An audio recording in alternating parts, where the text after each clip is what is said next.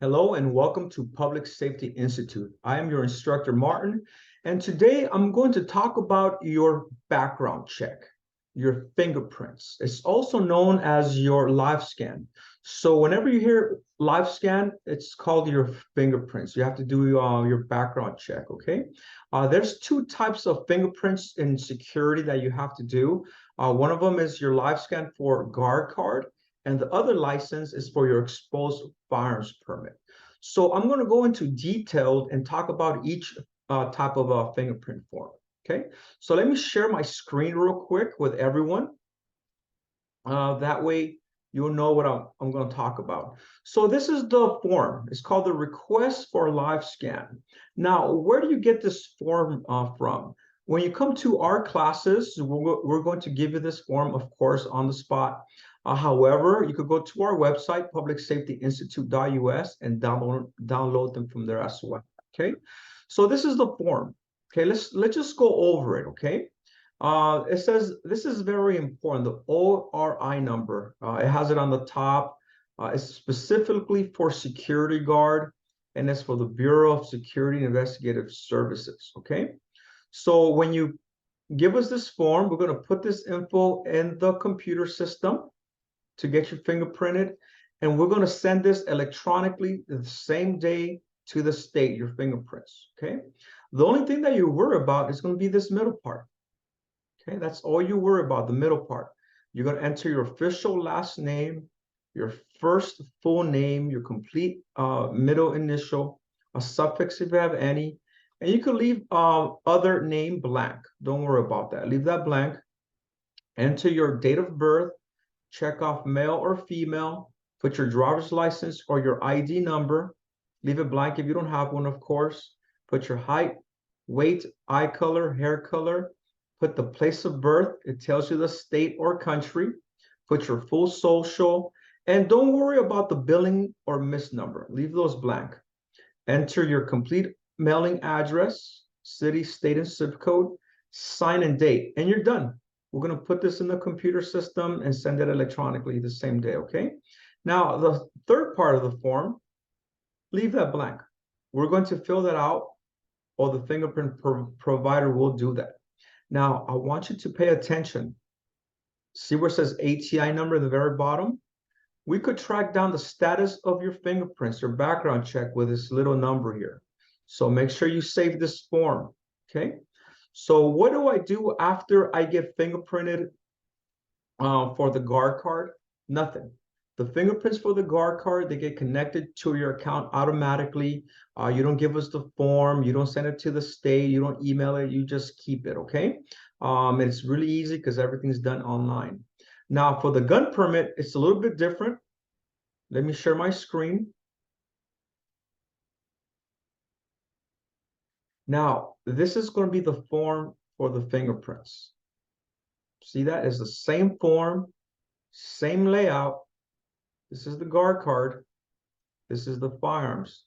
The only difference is on the authorized applicant type is going to say with firearm. So this is very important. If you're doing your guard card and exposed permit at the same time, you need to do this form. Or if you already have a guard card but you're upgrading to a gun permit, you must get this form for your firearms background check, okay?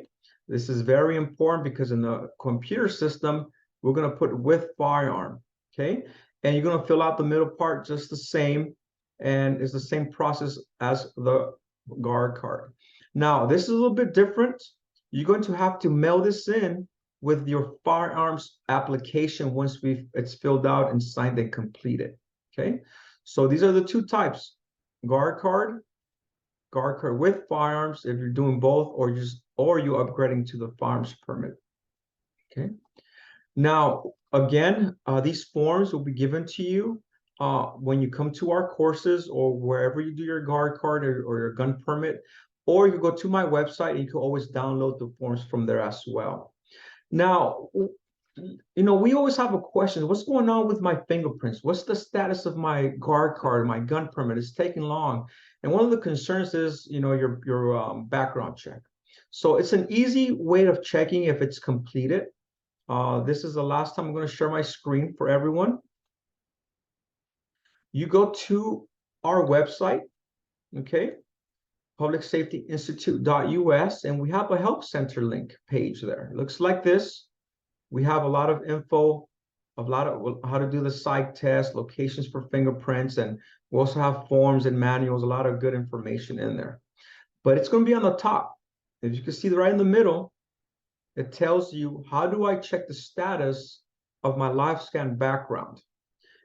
Enter the ATI number, which is right here in the bottom. Once you get fingerprinted, we're going to give you a little number here. Okay, so right at the bottom center of your request for Livescan form. Click it. It's going to take you to the California Department of Justice website, applicant background check status.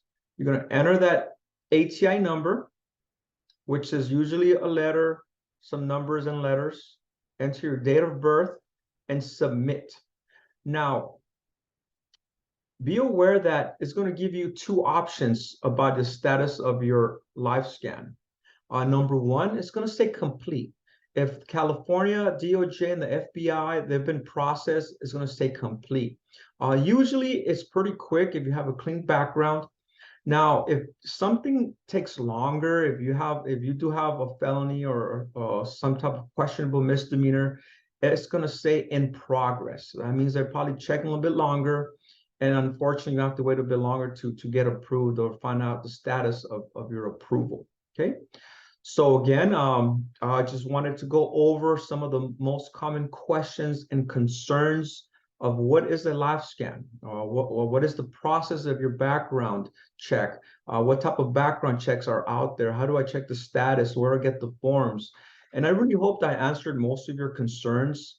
If you have any more questions or concerns, please watch my other videos or go to my website, publicsafetyinstitute.us, and do a little bit more research so you have a better understanding of how these processes for your licenses work. And again, thank you, and I'm Instructor Mark with Public Safety Institute.